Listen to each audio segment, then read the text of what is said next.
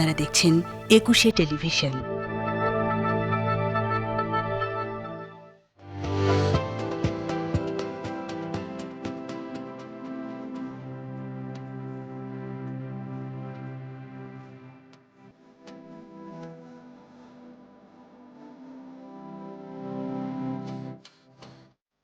প্রিয় দর্শক, কেমন আছেন সবাই? আপনাদের সবাইকে আমন্ত্রণ জানাচ্ছি প্রবীণদের স্বাস্থ্য এবং প্যালিয়েটিভ বা প্রশমনমূলক সেবায় করণীয় শীর্ষক অনুষ্ঠানে, যেটি স্বাস্থ্য শিক্ষা ব্যুরো, স্বাস্থ্য অধিদপ্তর, lifestyle, health education and promotion, স্বাস্থ্য সেবা বিভাগের একটি প্রযোজনা।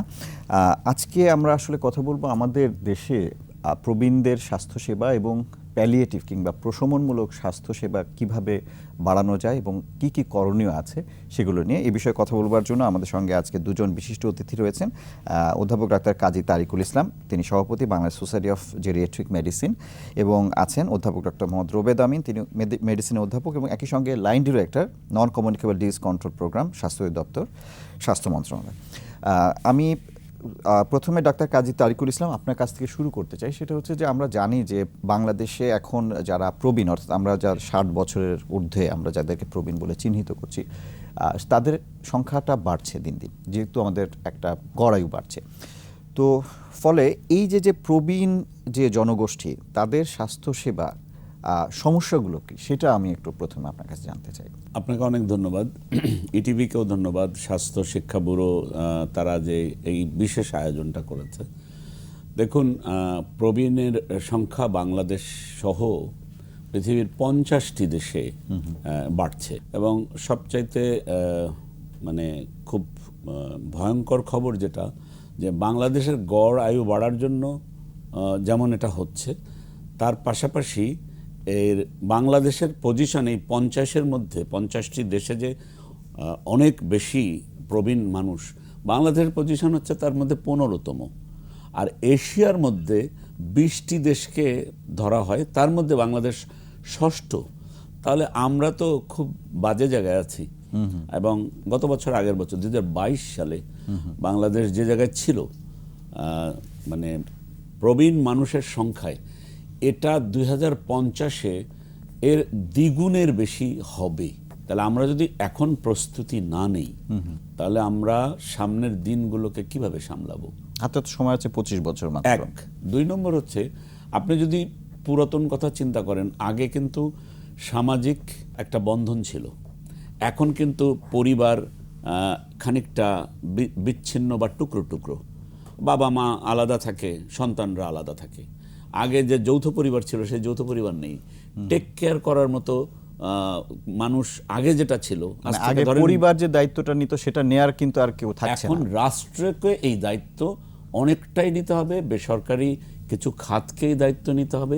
আর দায়িত্ব যদি আমরা না নেই, তাহলে আমরা এই যে যারা একটু দীর্ঘদিন বাঁচছেন, আমরা তাতে গর্ববোধ করি যে তারা হেলদি লাইফ লিড করার জন্য তাদেরকে সুযোগ করে দিতে হবে। এবং আমাদের বাংলাদেশে গড় আয়ু ধরেন প্রায় 73 বা 74 বছর। এক সময় আমি আমার বাবাকেই দেখেছি, রিটায়ারমেন্টের পরে ওনার কিছুই করার ছিল না, কিন্তু এখন তো কেউ রিটায়ার করে না। এখন চাকরি থেকে অবসরের পরে সে হয় অন্য কোনো ব্যবসা অথবা কোনো একটা প্রাইভেট সেক্টর বা কর্পোরেটে উনি জয়েন করেন এবং সে তার জীবনযাত্রাকে নিয়ে চলে যায়। কিন্তু একটা গ্রামের বৃদ্ধ মানুষ যে, তার কিন্তু চাকরি করেন বা ব্যস্ত থাকার সুযোগ নেই। তার অনেকগুলো জরা, আপনি যেটা বলছিলেন কি কি অসুখ হয়, ওই জরাগুলোর কথা আমি বলবো। মোস্টলি কতগুলো যদি আমি টপ 10টা রোগের নামও বলি, তার ভিতরে কিন্তু প্রফেসর রোবেদ আমিন যে ডিপার্টমেন্টটা নিয়ে সরকারের সঙ্গে কাজ করেন, নন কমিউনিকেবল ডিজিজ, এটা কিন্তু সবচেয়ে গুরুত্বপূর্ণ। তার ভিতরে হাইপার টেনশন বা উচ্চ রক্তচাপ এবং ডায়াবেটিস, এই দুটো হচ্ছে আপনি ধরে নিতে পারেন যে মেজর প্রবলেম। এর নিচে এই সিওপিডি বলেন, এই যে যারা স্মোক করেন তাদের এটা হয়, স্মোক না করলেও হয়, গ্রামের মহিলাদের হয়, তারা ওই যে যারা আপনার চুলায় কাঠ দিয়ে পুড়িয়ে রান্না করেন তাদের হয়। ক্যান্সার এখন প্রায় 5 নম্বরে প্রায় চলে আসছে, অথচ ক্যান্সার আগে অনেক নিচের দিকে ছিল। আমরা জানি ভৌগোলিক নানান কারণে আমাদের যে মিউটেশন হচ্ছে জিনে, এটা কিন্তু আমরা জানি না। আমাদের শরীরে যে পরিবর্তন হচ্ছে, সেটা আমরা দেখছি নতুন নতুন ক্যান্সার অল্প বয়সেও ধরা পড়ছে। আগে আমরা জানতাম ক্যান্সার হয়তো একটা এল্ডারলি মানুষের হয়, কিন্তু ব্যাপারটা কিন্তু তা এখন তো নয়। পরিবর্তন হয়ে যে গেছে কারণে সেটা।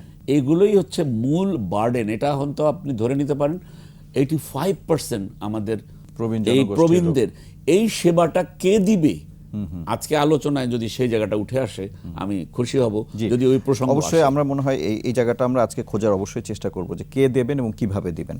আমি একটু ডক্টর রুবেদ আমিন আপনার কাছে আসতে চাই। সেটা হচ্ছে আপনার কাছে আমার প্রশ্ন থাকবে প্যালিয়েটিভ কেয়ার বা প্রশমনমূলক সেবা নিয়ে। প্রথমে আমরা জানতে চাই যে প্যালিয়েটিভ কেয়ার বা প্রশমনমূলক সেবাটা আসলে কি বা কাদের জন্য? ধন্যবাদ, খুব ভালো প্রশ্ন। আমার মনে হয় যে এটা প্রশমনমূলক সেবাটা কিটা আমাদের মধ্যে অনেকের কিন্তু আসলে ঠিক কনফিউশন থাকে। অনেকে মনে করে যে জীবনের শেষ পর্যায়ে যেসব সেবাটা দেওয়া হয় সেটাই প্যালিয়েটিভ কিনা, কিন্তু আসলে সেটা নয় আর কি। অনেকে চিন্তা করেন যে শুধু ক্যান্সার জনিত কারণে যেসব টার্মিনাল ইভেন্টগুলো হয় সেটাই প্যালিয়েটিভ কিনা, আসলে কিন্তু সেটা না। আমি বলবো যে প্যালিয়েটিভ কেয়ার হচ্ছে এমন একটা কেয়ার যে কেয়ারটা আসলে কোনো বয়স নাই, এটা যে কোনো বয়সে হতে পারে। এটা শুধু ক্যান্সার সংক্রান্ত বিষয়, এটা নন ক্যান্সার অনেকগুলো রোগের কারণে হতে পারে। আমাদের শরীরে অনেকগুলো গুরুত্বপূর্ণ অর্গান আছে, যেমন ধরেন হার্ট আছে, ফুসফুস আছে, কিডনি, লিভার, ব্রেইন। এগুলো যে কোনো যদি ফেল হয়ে একটা মানুষ খুব খারাপ অবস্থায় চলে যায়, তারও কিন্তু আসলে প্রশমনমূলক সেবার দরকার হতে পারে। ঠিক একই রকমভাবে সারা পৃথিবীর মধ্যে দেখা গেছে এইচআইভির কথা, কিন্তু আমাদের এখানে আছে টিউবারকুলোসিস, মানে টিবি, যক্ষা রোগ। তো যক্ষার ভিতরে অনেকগুলো এখন দেখা যাচ্ছে মাল্টি ড্রাগ রেজিস্ট্যান্ট কাজ হচ্ছে না, এই ধরনের চিকিৎসায় কাজ হচ্ছে না, এই ধরনের যক্ষা রোগীরাও কিন্তু খারাপ হয়ে যায়, তখনও কিন্তু তাদের প্রসবমূলক সেবা লাগে।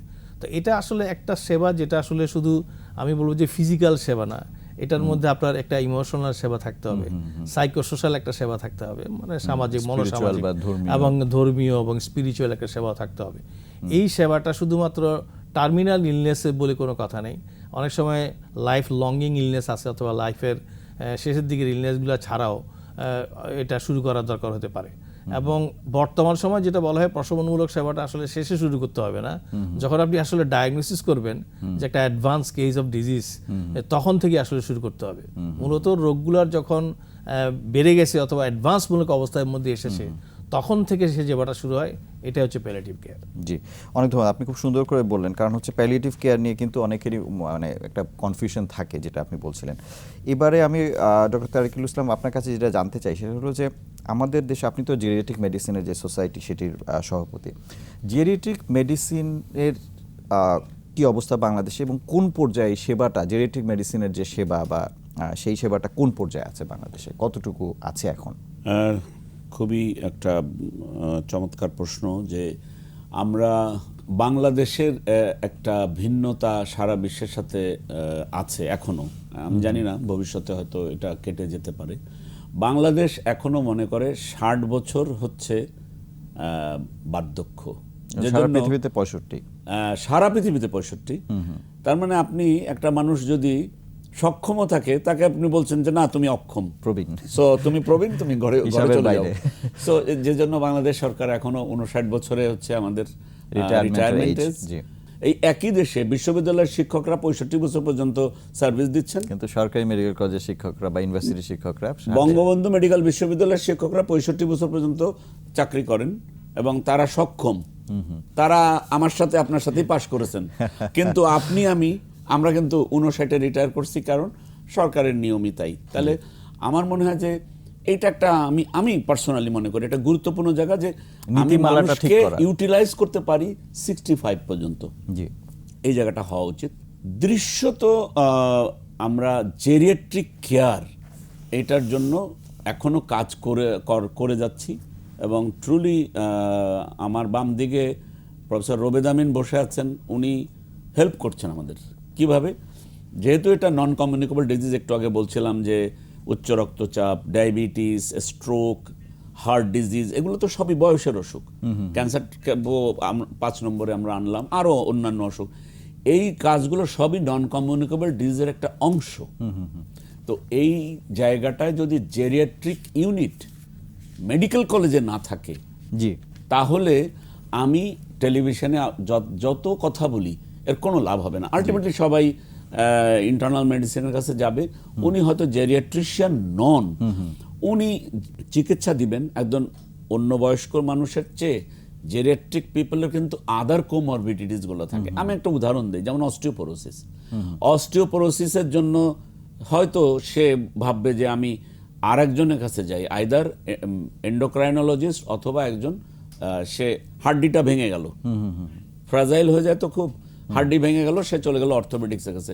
উনি বলেন আমি জোড়া লাগাই দিছি, এরপরে কি করতে হবে এটা আপনি অন্য মানে একটা সমন্বিত যে সেবা সেটা এটা হচ্ছে না, এটা হচ্ছে না, এটা হওয়া খুবই প্রয়োজন।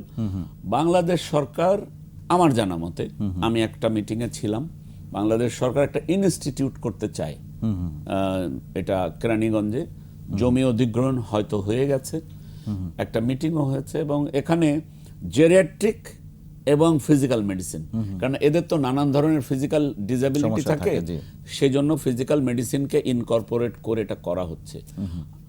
আমার ব্যক্তিগত বিষয় হিসেবে কতটুকু আগাচ্ছে, মানে আপনার এটা আপনাদের কি আলাদা সাব স্পেশালিটি আছে কিনা? এখানে জেরিয়াট্রিক্সের মধ্যে তো অসংখ্য সাব স্পেশালিটি, ওখানে কার্ডিওলজিস্ট, নিউরোলজিস্ট থেকে শুরু করে এন্ডোক্রাইনোলজিস্ট, মানে অনেক মানুষের পোস্টিং হবে ওখানে যদি ওটা হয়। কিন্তু ইনস্টিটিউট করে আপনি কতজনকে সেবা দিতে পারবেন? জি, এটা তো আসলে এই 18 কোটি মানুষের থাকতে হবে। আপনি বৃদ্ধ মানুষকে গ্রাম থেকে ঢাকায় ডেকে নিয়ে এসে আপনি যে সেবাটা দিতে পারবেন, তার চেয়ে যদি আপনি শুরু করেন যে পুরাতন 8টা মেডিকেল কলেজে আমি জেরিয়াট্রিক ইউনিট করব, যেটা পশ্চিমা বিশ্বে আজ থেকে 3 দশক আগে শুরু হয়েছে, সেটা আমরা এখন সেই কথা বলছি। তো এটা আমার জন্য মানে মাঝে মাঝে মনে হয় মন খারাপ যে আমরা এখন যে কথা বলছি এর বাস্তব কবে দেখতে পাবো আমি জানি না, কিন্তু আলোচনাটা শুরু হলে তো আমরা তো শুরু তো করলাম, সেটা হ্যাঁ এটা ভালো অগ্রগতি। কিন্তু আপনার বর্ডারের পাশে যে দেশ ইন্ডিয়াতে geriatric medicine started in the at least 20 years back, ওদের আলাদা জেরিয়াট্রিক ইউনিট আছে, সেখানে ক্যারিয়ার প্ল্যানিং এর ব্যাপার আছে, কারিকুলাম আছে, পড়াশোনা আছে, পোস্ট গ্রাজুয়েশন আছে। কিন্তু আমার এখানে তো মানে আমি মনে হয় এখনো জিরোতে বসে আছি। তবে আমি আশাবাদী এই কারণে যে আমি চেষ্টা করেছি ডাইরেক্টর জেনারেল মেডিকেল এডুকেশনকে বুঝাইতে, এবং উনি যেহেতু নিজে ডক্টর, উনিও বুঝতে পেরেছেন যে জেরিয়াট্রিক মেডিসিন যদি মেডিকেল কলেজে না করা হয়, খালি ইনস্টিটিউট করে সমাধান হবে না, এবং আমরা আশা করব যে সেটা হবে। জি, অনেক ধন্যবাদ। আমাদের একটা বিরতির সময় হয়ে গেছে। আমার মনে হয় যে আপনার কথা থেকেই আমরা বুঝতে পারছি যে সমস্যাটা কোথায় এবং সমাধানের সূত্রটাও হয়তো ওখান থেকে আমরা খুঁজে বের করব। আমরা একটা বিরতি নিয়ে আবার ফিরে আসছি। প্রিয় দর্শক, ছোট্ট একটা বিরতি নিচ্ছি, কিছুক্ষণের মধ্যেই ফিরছি।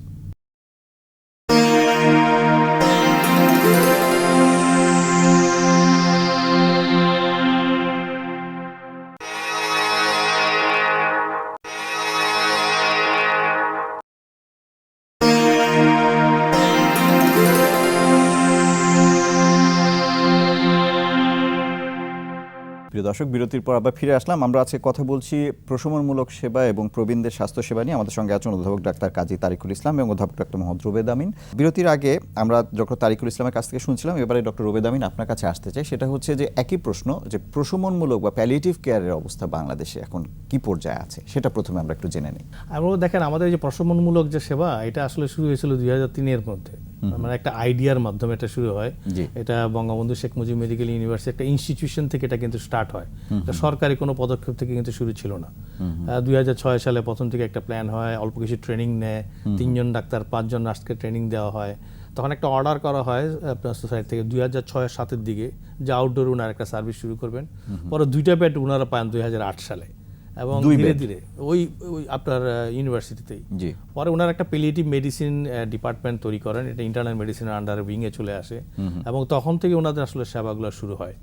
এখানে অনেকগুলো সেবা ওনারা দিয়ে থাকেন প্রথম দিকে। একটা হচ্ছে যে আউটডোর সেবা, ইনডোর সেবা, টেলিমেডিসিন একটা সার্ভিস দেন, সেটা 24/7 হয়ে যায়।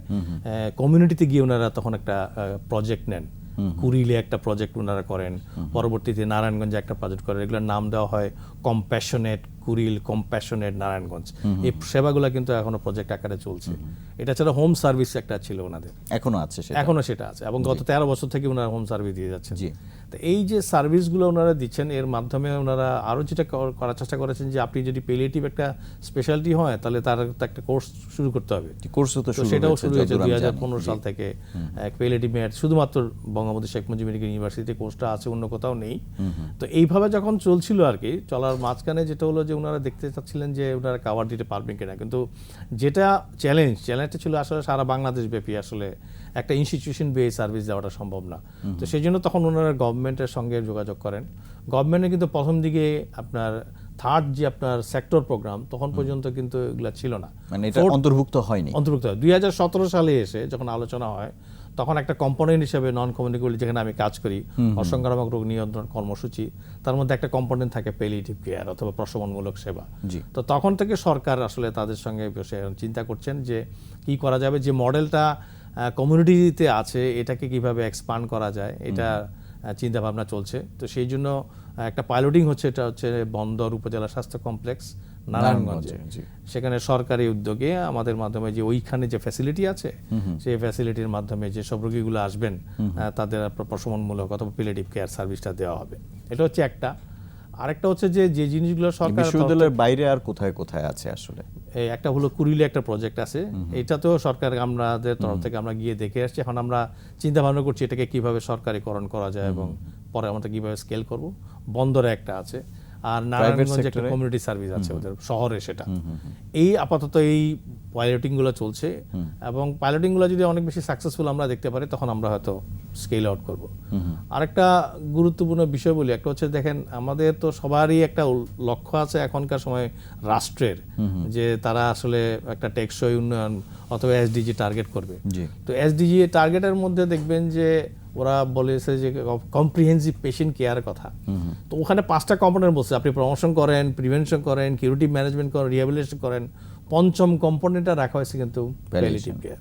তার মানে এটা কোনো অপশনাল না, ইটস এ কম্পালসারি ইস্যু। আরেকটা হচ্ছে দেখেন যে আমরা যে এসডিজির কথা বলি ওখানে 3.8 লেখা আছে যে সবার জন্য স্বাস্থ্য অথবা ইউনিভার্সাল হেলথ কাভারেজ দিতে হবে। তাহলে ইউনিভার্সাল হেলথ কাভারেজ যদি সবার জন্য অটোমেটিক্যালি যারা প্যালিয়েটিভ কেয়ার পাবে তারাও অন্তর্ভুক্ত হয়ে যাচ্ছে, অন্তর্ভুক্ত থাকতে হবে। সুতরাং এটা বিকামস এ ন্যাশনাল ইস্যু। তো এই জন্য আমাদের এখানে যেটা সরকারের মাধ্যমে একটা বিশাল ন্যাশনাল একটা ওয়ার্কশপ হয়, ওই ওয়ার্কশপে আমাদের একদম হায়ার স্টেক হোল্ডার থেকে যারা আছেন তারা কিন্তু কেয়ার নেন এবং তখন বোঝার চেষ্টা করেন যে আমাদের প্রবলেমটা কতটুকু।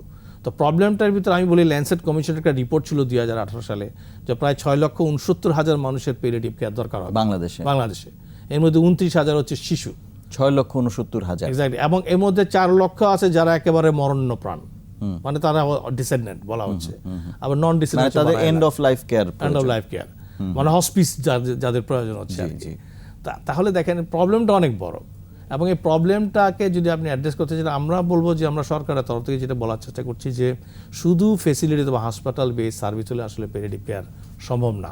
এটাকে একেবারে প্রাইমারি হেলথ কেয়ারে নিয়ে যেতে হবে। প্রাইমারি হেলথ কেয়ার যদি আমরা ইনক্লুশন করে ফেলতে পারি, জিনিসটাকে অন্তর্ভুক্তকরণ করে ফেলতে পারি এবং সেখান থেকে যদি ভলান্টিয়ার হোক অথবা আমাদের হেলথ অ্যাসিস্ট্যান্ট আছে, স্টেট হেলথ ইন্সপেক্টররা আছে যারা বাড়ি বাড়ি যান, এই বাড়ি বাড়ি গিয়ে যদি সেবা দেওয়া যায় তাদের জন্য, প্রবীণদের জন্য, তাহলে আসলে এগুলো আসলে অ্যাচিভমেন্ট করা সম্ভব। জি, আপনি খুব গুরুত্বপূর্ণ কতগুলো প্রশ্ন মানে বিষয় বলেছেন, কিন্তু আমারও কতগুলো প্রশ্ন আছে। যেমন মনে করেন যে আপনি যে বললেন এই 7 লক্ষ লোকের সেই জনবলটা কোত্থেকে আসবে, ভলান্টিয়াররা আরও অনেক ধরনের কাজ করে, টিকার কাজ থেকে শুরু করে, তাদেরকে যদি আপনি এই কাজে অন্তর্ভুক্ত করেন তাহলে আমাদের মেইন ফোকাসটা সরে যাবে কিনা, এইসব বিষয় আসবে। আমি আবার আপনার কাছে ফিরবো।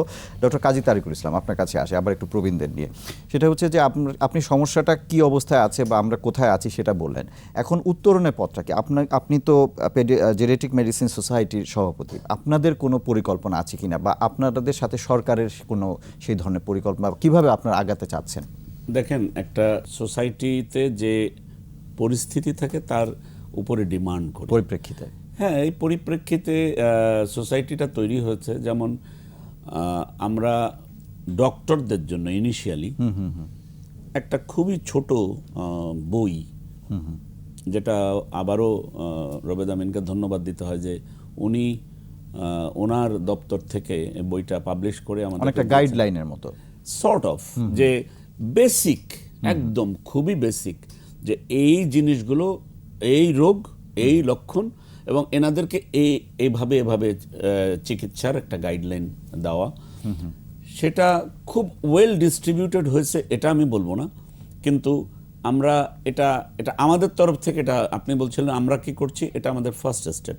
দ্বিতীয়, আমরা ওই যে একটু আগে যেটা বলছিলাম যে আমরা চাই যে মেডিকেল কলেজগুলোতে অন্তত এই ডিপার্টমেন্টটা খুলুক, আর ডিপার্টমেন্টটা খুললে এই বয়োবৃদ্ধ মানুষগুলো পার্টিকুলারলি তার ওই প্রবলেমগুলো নিয়ে উনি ওখানেই ভর্তি হবেন। উনি যদি আর অন্য 10টা, আপনি একটা জিনিস মনে রাখেন যে বয়স্ক মানুষের কিন্তু রোগ প্রতিরোধ ক্ষমতা দিনের দিন কমে যায়, সো তাকে একটা বিশেষায়িত কেয়ার যদি না নেওয়া হয়, it will be very difficult. শুধু তাই না, আপনি যে প্রশ্নটা বললেন যে তার তো দেখা যাচ্ছে ফিজিক্যাল মেডিসিন সেবা দরকার, তার হার্টের সেবা দরকার, তার কিডনির সেবা দরকার। তাকে যদি আপনি একটা টিকিট ধরিয়ে বলেন যে আপনি প্রথমে মেডিসিনের ডক্টরের কাছে যান, তারপর হার্টের ডক্টরের কাছে যান, তাহলে তো এখনো চলছে। সে তো সব জায়গায় যেতে পারবে না। এক্স্যাক্টলি। তারপরে যে প্রবীণ বান্ধব হাসপাতাল আমরা তৈরি করতে পারছি কিনা। দেখুন একজন 70 বছরের বৃদ্ধ মানুষ কিন্তু বা 80 বছরের বৃদ্ধ মানুষ কিন্তু লাইনে দীর্ঘক্ষণ দাঁড়িয়ে থেকে আসলে সেবাটা নিতে পারবেন না। আমি ওখানে আসতাম, ওটাই এই ওয়ান স্টপ সার্ভিসের জন্যই কিন্তু আপনি সেই ইনস্টিটিউট করেন আর মেডিকেল কলেজে একটা at least you start from old 8 medical college, যে অন্তত আমরা জেনেটিক ডিপার্টমেন্টটা খুলি, তাহলে জেনেটিক মেডিসিন আপনার জ্ঞাতার্থে বলছি বা যারা দর্শক শ্রোতারা শুনবেন, Bangladesh college of physicians and surgeons genetic মেডিসিনকে মেডিসিনের একটা অ্যালাইড সাব স্পেশালিটি হিসেবে রিকগনাইজ করেছে এবং আমাদেরকে বলেছে যে you submit your curriculum so that আমরা এখানে পোস্ট গ্রাজুয়েশন দিতে পারি। তার মানে ভবিষ্যতে ইন্টারনাল মেডিসিনের বাইরেও বিশেষজ্ঞ তৈরি হবে। এটা একটা খুব দারুণ পদক্ষেপ, কারণ এটাই কিন্তু শুরু। আপনি যদি বিশেষজ্ঞ আপনার না থাকে তাহলে বিশেষায়িত সেবা আপনি দিতে পারবেন। এক্স্যাক্টলি। এবং আমার মনে হয় যে আমরা যদিও মনে করছি যে খুবই প্রাথমিক, কিন্তু এইটার যদি মোমেন্টাম পায় তাহলে আমরা নিশ্চয় একটা জায়গায়, মানে আজকে যদি শুরু হয় তাহলে তো 5 থেকে 7 বছর পরে তো আপনি অন্তত 10 জন বিশেষজ্ঞ পাবেন। এক্স্যাক্টলি, এটা একটা। আর আমরা আমাদের মানসিকতা যদি চেঞ্জ হয়, এটা কিন্তু খুব জরুরি দরকার। যেমন ধরেন বয়স্ক মানুষকে যদি বোঝা মনে করা হয়, তাহলে ওই সমাজ কিন্তু ফ্রাজাইল, ওই সমাজ ভেঙে যাবে। না, আপনি তো আমাদের প্রেডিকশন হচ্ছে 2050 নাগাদ কিন্তু 20%, অর্থাৎ 5 জনে একজনকে বোঝা মনে করেন, তাহলে তো আপনি আগাতে পারবেন। আপনি তাদের তো মানে বাদ দিতে পারবেন না। আর বয়স তো কোনো অসুস্থতা নয়, ইটস এ ন্যাচারাল প্রসেস, এটা কোনো অসুখ নয়। তো আমার মনে হয় যে এই দুটো সাবজেক্ট যা আপনারা যে চয়েস করেছেন, it is very much integrated to each other. Yes. জি, ডক্টর ওবেদ আমিন, আপনার কাছেও একই প্রশ্ন যে আমরা আসলে তাহলে কোথায় এখন যেতে চাচ্ছি বা কিভাবে যেতে চাচ্ছি? না, আমি বলবো যে দেখেন আমাদের তো দুইটা অংশ। একটা হচ্ছে যে প্রবীণদের আমরা যেটা কথা আর বলতেছিলেন যে স্বাস্থ্যসেবা পূর্ণ সেবা আর কি। তো পূর্ণ সেবার জন্য এখনকার সময় কনসেপ্ট হচ্ছে হেলদি এজিং। তো সেটা তো ধরেন বয়স হয়ে গেলে শুরু হবে না, শুরু হবে আরো আগে থেকে। জি। এবং যেটা স্যার বারবার বলছিলেন আমাদের স্টিগমা আছে, এইজিজম বলে আর কি, যেটাকে যে বয়স হয়ে গেছে আমরা বয়স লুকাতে চাই, শব্দ উচ্চারণ করা হয়, হেগার্ড বলা হয়, অনেক ধরনের শব্দ আছে না। তাহলে এই সব জায়গাগুলোতে আমাদের মানসিকতা চেঞ্জ করতে হবে। এবং ওই জন্য আমাদের বাংলাদেশে একটা স্ট্র্যাটেজি করা হয়েছে, এটা হচ্ছে প্রবীণদের পুরো স্বাস্থ্য নিয়ে, মানে হেলদি এজিং স্ট্র্যাটেজি বলা হচ্ছে এটাকে। এবং সেটা 2030 পর্যন্ত অলরেডি পাবলিশড, অলরেডি এটা কিন্তু ড্রাফটেড কমপ্লিশন হয়ে গেছে এবং এটা ডিজি অফিস থেকে ক্লিয়ারিং হয়ে গেছে। এটা যদি এসে যায় তাহলে প্রবীণদের অনেক অংশ কিন্তু এখানে দেখবেন অ্যাড্রেস করা যায়। আপনাকে এখানে থামাবো, কারণ হচ্ছে আমাদের একটা বিরতির সময় হয়ে গেছে, কিন্তু বিরতির পর ফিরে এসে আপনার কাছে শুনবো যে আপনারা কিভাবে এটাকে ইমপ্লিমেন্ট করবেন বলে চিন্তা করছেন। প্রিয় দর্শক, আমরা আলোচনার একটা খুব গুরুত্বপূর্ণ জায়গায় আশা করি ফিরে এসেও আপনাদের পাবো।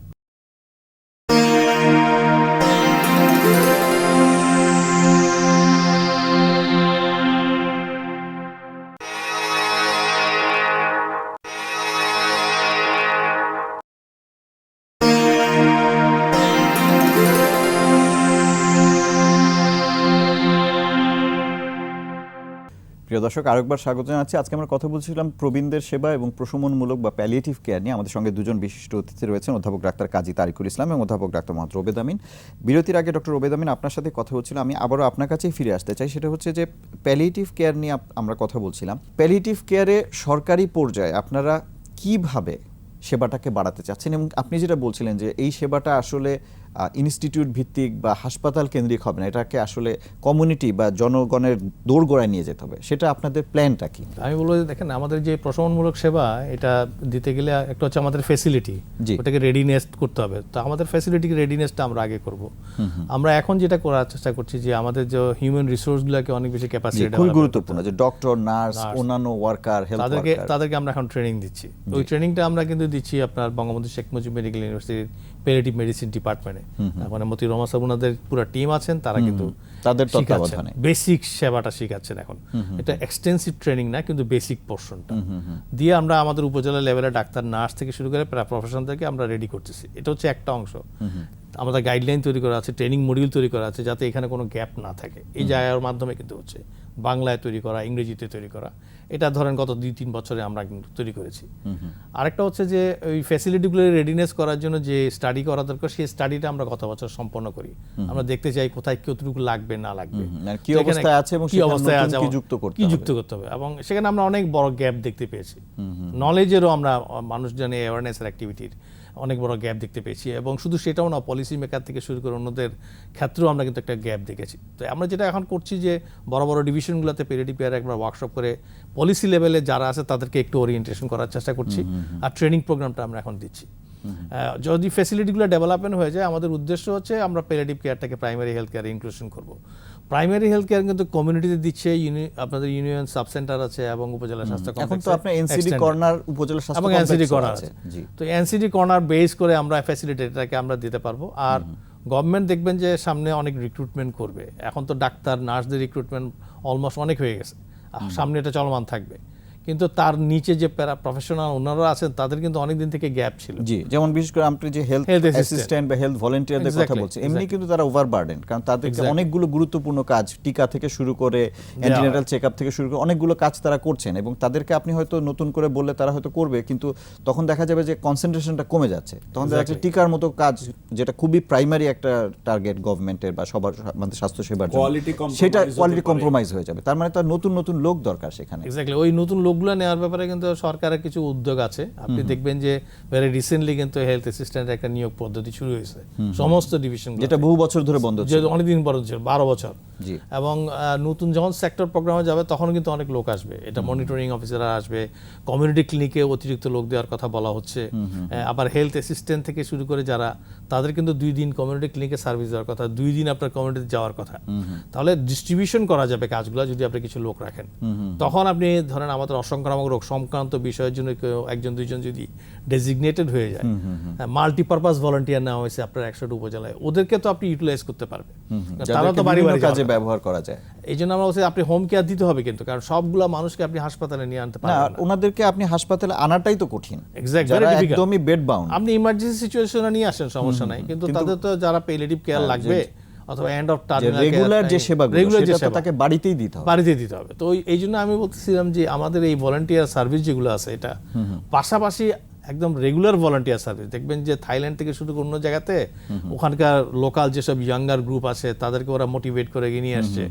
কেউ হয়তো স্মল অ্যামাউন্ট ভলান্টিয়ারিজম, আপনি একটা খুব গুরুত্বপূর্ণ কথা বলছেন। এটা কিন্তু আমাদের এখানে খুব বেশি প্রমোট করা হয় না। ইউনিভার্সিটিতে, স্কুল, কলেজে এই যে মানে যে ছাত্রছাত্রীরা আছে তাদেরকে যে সমাজসেবামূলক কাজে সম্পৃক্ত করা, সেটা কিন্তু করা হচ্ছে না। এক্স্যাক্টলি, আমি বলবো যে এখানে কিন্তু মডেল আছে, যে কুড়িল এবং নারায়ণগঞ্জের প্রোডাক্ট করলাম, এটা কিন্তু কম্প্যাশনেট ভলান্টিয়ার দিয়ে কাজ হচ্ছে, স্মল ইমিউনেশন পায়, মূলত আসলে মোটিভেটেড লোকজন এবং সবই ইয়াঙ্গার। কিন্তু এটাও কিন্তু কারিকুলামের সাথে যখন সম্পৃক্ত করা হয়, যেমন সারা পৃথিবীতে আছে যে আপনি যদি ভলান্টিয়ারিজম করেন আপনি এডিশনাল 10 মার্ক পাবেন, এরকম কিন্তু ব্যবস্থা আছে। আমি অন্যান্য দেশেও কিন্তু দেখেছি। সুতরাং ইনসেন্টিভ না থাকে সবসময় কিন্তু সেটা মনিটরি হতে হবে তা না। আপনি তাকে মানে ওইটাকে অন্তর্ভুক্ত করার জন্য তাকে কোনো না কোনো ইনসেন্টিভ দেওয়ার সুযোগ থাকবে। আমি এই জন্যই বলি সরকারি পর্যায়ে কিন্তু মাল্টিপারপাস ভলান্টিয়ারের উদ্দেশ্য ছিল সেটাই, এবং নামও দেওয়া হয়েছিল কিন্তু মাল্টিপারপাস ভলান্টিয়ার। সুতরাং ও কিন্তু এক পারপাস সার্ভ করবে না। সেকেন্ড থিং হচ্ছে যে এদের ক্যাপাবিলিটি অনেক। সো এই যে টিকা তো টিকার মতো আছে, এটা সাকসেসফুল, আপনি 98% এটা কিন্তু সিস্টেম হয়ে গেছে, কিন্তু বাকিগুলোতে তো সিস্টেমে আনতে হবে। ওই সিস্টেম আনার জন্য তাদেরকে ইউটিলাইজ করা অত্যন্ত দরকার। আরেকটা হচ্ছে যে পেলিয়েটিভ বিষয়ে যে নার্সিং হবে তাকে তো স্পেশালিটি হইতে হবে। জি, অবশ্যই, এটা অন্যান্য নার্সিং থেকে ডিফারেন্ট। সো এই জন্য তাদের দীর্ঘমেয়াদী ট্রেনিং এর প্রয়োজন আছে, এইগুলোও কিন্তু সার্ভিসগুলো দিতে পারবে। তো আমাদের মূলত উদ্দেশ্য হচ্ছে সরকারের তরফ থেকে যে আমরা কমিউনিটিতে আপনার প্রাইমারি হেলথ কেয়ার যে সার্ভিসটা আছে, এসেনশিয়ালস এই সার্ভিস প্যাকেজ, এখানে পেলিয়েটিভ কেয়ারকে ইনক্লুশন করা। আমরা কমিউনিটি ক্লিনিক থেকে শুরু করে ইউনিয়ন সাব সেন্টারে যেসব নতুন রিক্রুটমেন্ট অথবা আগে যারা আছে তাদেরকে ট্রেন আপ করে গিয়ে হোম সার্ভিস এবং প্রয়োজন ভিত্তিতে ফ্যাসিলিটি সার্ভিসকে বাড়ানো। এনসিডি কর্নার যেটা বলেছেন, দেখেন প্রবীণদের এবং এইসব রোগীদের অনেকেরই কিন্তু হাইপারটেনশন, ডায়াবেটিস থেকে অনেকগুলো রোগ থাকে, এই সেবাগুলো এসেনশিয়াল মেডিসিনগুলো পাওয়া। আরেকটা হচ্ছে তাদের একটা বড় সমস্যা থাকে পেইন ওই পেইনের জন্য নার্কোটিক্সকে কিভাবে ব্যবহার যে করা আমাদের যাবে সেটা। মরফিনের ব্যবহারটা, মরফিনটা কিন্তু আমাদের দেশে একদমই অ্যাভেলেবল না, ট্যাবলেট যেটা মরফিন। এক্স্যাক্টলি, আমি বলি আমাদের একটা নার্কোটিক্স অ্যাক্ট আছে 1990 সালে, অনেক পুরনো। তাহলে ওইখানে ক্ষেত্রে কিন্তু এটা কিন্তু এমন একটা এজেন্ট হিসেবে আছে, আপনি কোথাও ইজিলি অ্যাক্সেসিবল করতে পারছেন না, এবং যার দরকার হচ্ছে সেও পাচ্ছে না। তাহলে সেটা যদি অ্যামেন্ডমেন্ট করা হয় তাহলে কিন্তু এই বয়স্ক লোকরা যাদের ক্যান্সার হচ্ছে অথবা নন ক্যান্সার যেসব প্যালিয়েটিভ প্রশমনমূলক লাগতেছে তারা কিন্তু এটা পেয়ে যায়, তাদের পেইনটা রিলিফ করার জন্য এটা দরকার। ডক্টর কাজী তরিকুল ইসলাম, আমরা একদম অনুষ্ঠানের শেষ পর্যায়ে খুব ছোট করে আপনি যদি বলেন যে আমরা এত আলোচনা করছি, কিন্তু এখানে তো একটা বাজেটের বিষয় আছে, কে এই অর্থনৈতিক দায়িত্বটা নেবে? ব্যক্তি, সমাজ, রাষ্ট্র, কে? যাদের নাম উচ্চারণ করলেন তাদের প্রত্যেকেরই দায়িত্ব আছে। এখানে শুধু সরকারের উপরে ছেড়ে দিলেই হবে না, এটা সম্ভব না। এবং গভর্নমেন্ট, যেমন ধরেন গভর্নমেন্ট মানে এল্ডারলি পিপল বয়স্ক ভাতা দিচ্ছে, রিসেন্টলি নানান ধরনের স্কিম নেওয়া হয়েছে। কিছু এনজিও টাইপের, এনজিও আমি বলবো না, কিছু গ্রুপ অফ পিপল, তারা প্রবীণ হিতৈষী বলেন, elderly group, elderly care group বলেন, এমন কিছু মানুষ বেসরকারিভাবে এগিয়ে আসছে। তাদেরকে কিভাবে ব্যবহার করা যায়, সমন্বিতভাবে তাদের এই সাহায্যটাকে ব্যবহার করা যায়, ইট ইজ ইম্পর্টেন্ট। ধরেন আপনি যদি বেসিক 5টা রাইটের কথা বলেন, স্বাস্থ্য কিন্তু 3 নম্বরে, অন্ন বস্ত্রের পরেই দরকার স্বাস্থ্য। তাহলে স্বাস্থ্যকে, প্রবীণদের জন্য স্বাস্থ্যকে কিন্তু এই প্রায়োরিটিটাকে আমরা যদি গুরুত্ব দিয়ে এগিয়ে নিতে চাই, সবার একটা তো ফিনান্সিয়াল একটা ইস্যু বড়, সরকারের পাশাপাশি বেসরকারি, প্রাতিষ্ঠানিক, আমাদের দেশে এমন অনেক মানে বিলিয়নিয়ার বলবো আছেন যারা এই প্রবীণ মানুষের জন্য এগিয়ে আসতে পারেন, এবং এগিয়ে এসে গভর্নমেন্টকে দিক অথবা যে কোনো জায়গায় donate money for those people. একটা স্ট্রাকচার, একটা কাঠামো তৈরি করতে হবে। আমি ওই জন্য স্ট্রাকচার কথাটা বললাম, কেউ কিছু করবে না, স্ট্রাকচারড একটা পদ্ধতিতে যেন এই অর্থটা দিয়ে আমরা এই প্রোগ্রামটাকে সাকসেসফুল করতে পারি। জি, অধ্যাপক কাজী তরিকুল ইসলাম এবং অধ্যাপক ডক্টর মোহাম্মদ রুবেদ আমিন, আপনাদের দুজনকে অনেক ধন্যবাদ। আমার মনে হয় যে আমাদের দর্শক যারা আজকে শুনলেন তারা একটা ধারণা অন্তত পেলেন যে আমরা কোথায় আছি এবং কোথায় যেতে চাই। আশা করি যে এই আপনাদের আলোচনার মাধ্যমে যে স্টেপগুলো আমরা আলোচনা করলাম সেগুলো যদি প্রত্যেকটা সঠিকভাবে বাস্তবায়ন করতে পারি, সেক্ষেত্রে হয়তো আমরা আজ থেকে 5 বছর পরে আবার যখন আপনাদের সাথে আলোচনা করব তখন হয়তো আমরা আরও হাসি মুখে আলোচনাটা করতে পারবো। আপনাদেরকে অনেক ধন্যবাদ সময় দেওয়ার জন্য। প্রিয় দর্শক, আজকে এখানে বিদায় নিচ্ছি, আবারও দেখা হবে হয়তো নতুন কোনো বিষয় নিয়ে। সে পর্যন্ত ভালো থাকবেন সবাই।